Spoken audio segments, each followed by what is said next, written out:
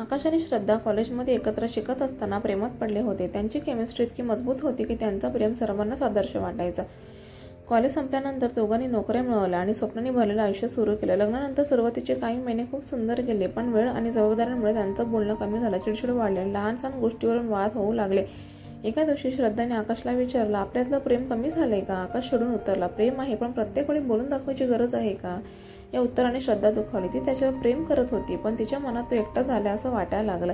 एक दिवस मोठ्या भांडणानंतर श्रद्धाने ठाम निर्णय घेतला, तुझ्या या वागण्यामुळे मला गुदमारल्यासारखं होतंय. मला काही काळासाठी एकटं राहायला हवं. ती तिच्या माहेरी गेली. आकाशही तिच्या निर्णयावर रागावला, पण आत खोलवर त्यालाही तिची आठवण येत होती. 2 वर्ष दोघांनी एकमेकांशी संपर्क ठेवला नाही. या काळात त्यांनी स्वतःवर काम केलं, आपल्या चुका समजून घेतल्या. दोघांनी आपल्या वागण्याचा पश्चाताप झाला, पण अहंकाराने एकमेकांशी बोलायचं टाळलं. एके दिवशी एका व्यावसायिक कॉन्फरन्समध्ये दोघे अचानक समोरासमोर आले. त्यांच्या नजरा जोडल्या आणि जुन्या आठवणीचे कावर उभं राहिले. श्रद्धा गोंधळलेली होती, तर आकाश शांतपणे तिच्याकडे पाहत होता. कॉन्फरन्स नंतर आकाशने श्रद्धाला बोलावलं. तो म्हणाला, आपल्या दोघांच्या चुका होत्या, पण मी मानतो की माझं वागणं तुला दुःखी केलं. मी त्यावेळी कामात इतका गुंतलो होतो की तुझ्या भावना समजूनच घेतल्या नाहीत, पण तुझी जागा कोणीच घेऊ शकत नाही. श्रद्धाने डोळे पुसत उत्तर दिलं, मी तुला न कळत दुखावलं. तुझ्या स्वभावाला आणि ताणाला मी समजून घेतलं असतं तर कदाचित हे सगळं टाळलं असतं.